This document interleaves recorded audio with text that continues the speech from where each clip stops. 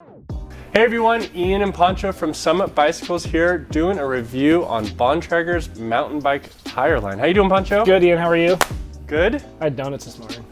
How were they? They were fantastic. Yes. They were the perfect consistency. Yeah. So I'm real ready for this video. Someone told me a secret that you could judge the quality of a donut by No secrets. Okay. No donut secrets on video. Different video. Yes, hit us up for donut secrets later. Got it. All right, so let's get into it. Bontrager mountain bike tires.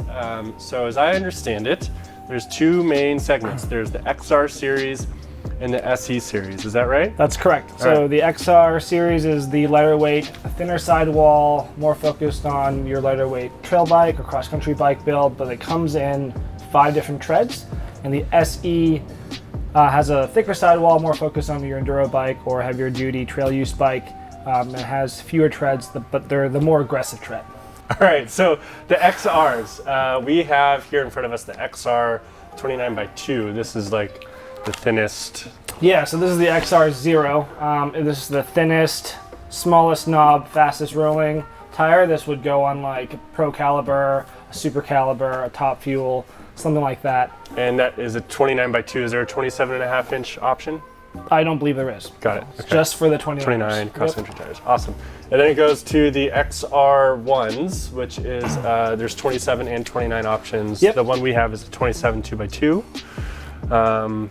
Talk about that tire. Yeah, so there's more knobs, a little bit taller, more space in between them, so it can dig into a little bit looser soil with dirt.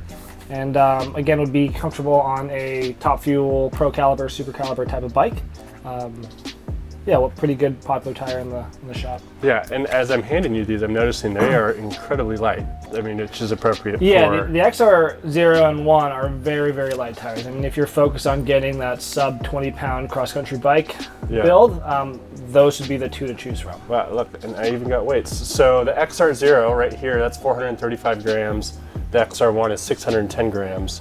And then we go to the XR2. This is a 29x2. Yep. And that one is 580 grams.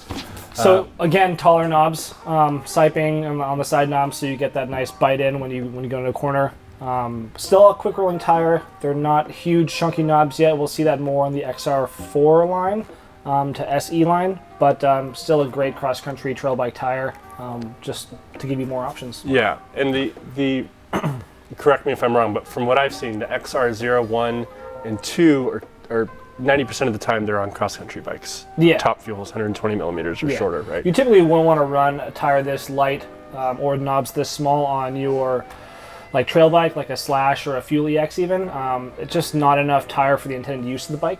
Yeah, awesome. Okay, and then we go up to the XR3, and this is the model that I start to see a little bit more on trail bikes. Yep.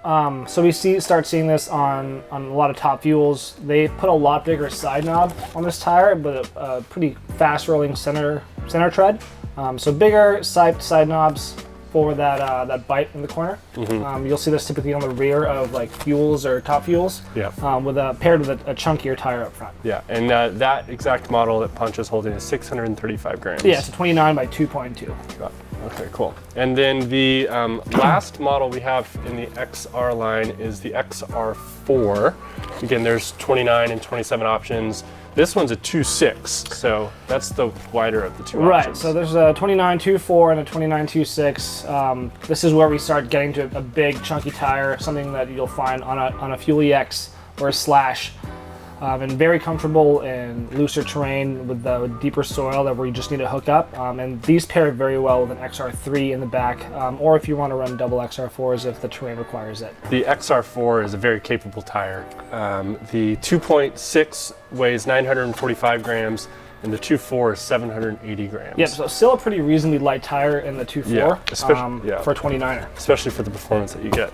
Yep. So, and that does it for the XR line. So think of it as like a 4-inch or 5-inch travel bike, and then the proper width for the terrain. Yep, absolutely. And then we go to the SE line. Oh, sorry, real quick. So all these are tubeless ready.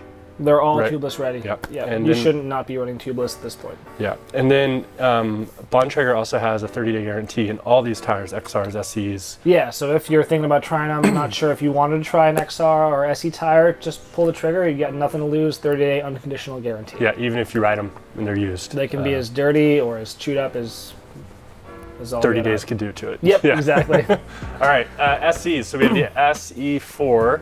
2924 is the one right in front of you. 905 grams. Yeah, 2924, so exact same tread pattern as the XR4, just a thicker sidewall, tubeless ready still, and this is for your trail bike where you need more support in the tire, so you're going over lots of rocks and roots, and you need that sidewall support to prevent pinch flats. Okay, so sidewall reinforcement on the SE series will help with pinch flats. Is there any other feeling in terms of ride quality that you notice? Yeah, between- so it's going to be a little bit stiffer as well, and you might have to play with different pressures. So when you go from a thin sidewall to a thicker sidewall, it's not going to do the exact same things in every scenario. So make sure you give it a few test rides before you finally decide on what PSI is right for you. Everyone's going to be a little bit different. Don't start at the exact same pressure you'd run an XR4 at. Typically, you want to go 3 to 5 PSI lower. Got it. What PSI do you run? I'm trying an SE tire right now at around 20 PSI, and it's feeling like I can go a little less than that even. That's with the Cush Core, though? That's with Cush Core. Okay. So Cush Core, SE, you can run them pretty low. Yeah. And tire pressure, we should almost do a whole video just on tire pressure. You can totally do a whole video on but tire pressure. there isn't the right answer for everyone. Yeah, So- everyone's number is going to be different. It's almost like buying a pair of running shoes. No one's got the same answer. Yeah. You know, everyone's different. Very good. Okay, and then we go to, so that was the SE424, then we have the 2.6 right here. Yeah, so just a higher volume version of the 2.4. Same tread design again, but bigger knobs, higher volume. You can run the bigger volume tires at lower pressure. So if you're running a 2.4 at 23, you can run a 2.6 at 20. Drop them 3 to 5 PSI again for the much bigger volume. You need a lot less air pressure and a higher volume tire to give you the same amount of support. Got it. So what terrain would dictate you should go with the 2.4 or 2.6 or vice versa? It's more along the lines of preference. The 2.4 will roll faster, the 2.6 just grips more, so depending on the terrain that you're riding and the way you want your bike to behave will dictate what you do. We have a lot of people running 2.4s in the rear and then a 2.6 in the front, so that's a good matchup as well. Yeah, yeah. And that the 2.6 is 1,065 grams, and again, that 2.4 is a 905 gram tire, and that's for the 29-inch option. Yeah, definitely still in the ballpark of a pretty lightweight trail tire. Any other like reinforced tire from any other brand is going to be roughly that or even more in weight. Yeah, and then the two tires next to you are SE4, 2.4 and 2.6 again, just in the 27.5 we have showing. Yep. And at the end of the table, we have the last tire, which is the SE5. Correct. This is the SE5. This is Bontrager's most aggressive tread pattern. Has the biggest knobs, big blocky side knobs, and then a pretty fast center rolling tread pattern. It doesn't have as many knobs or as many intermediate knobs as the XR4 tire, so it's not going to be as, say, comfortable from transitioning to going straight to being in a corner. But once those side knobs hook up, all the grip is there. These are the tires I'm running, which is why you don't see a 29.26 on the table.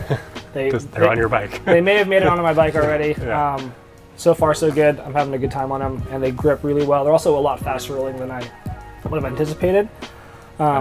Even on the 2.6, they roll faster than the 2.35s that were on there before, which is really impressive. Yeah, and the weight's on the back there. What's the weight on that guy? So this 27.26 is 992 grams for the 27.5 by 2.6 Yeah. size. It's probably closer to 1,100 grams for the 29. Yeah, just Yeah. over. I think it said 1060 on the package Okay. after I installed it. All right, so Pancho, I understand that there are, within each of these models, there's actually two different levels. There's the team issue, which is all in front of us, and then there's also the comp. Do you want to walk through the differences on those? So the comp tire will be a wire bead tire. It'll also be a 60 TPI thread count, while all these are 120, so basically half. So why is that important?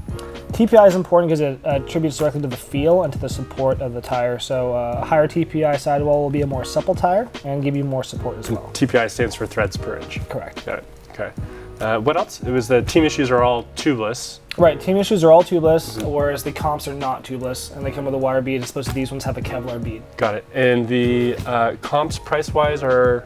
They start at $40 and go up from there. These ones start at around 55 and go up from there as well. Got it. Okay. And then the SE line is typically $10 or $15 more than the XR series, Correct. just because of the extra Yep. sidewall support.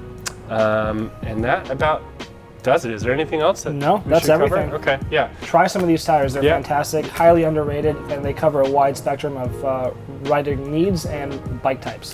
And you get a price match guarantee at Summit. You're always going to get the lowest price. There's also a 30-day satisfaction guarantee. If you have any questions, shoot us an email, give us a call, and we'll help you out pick out some tires. Thanks, guys. See ya. Bye.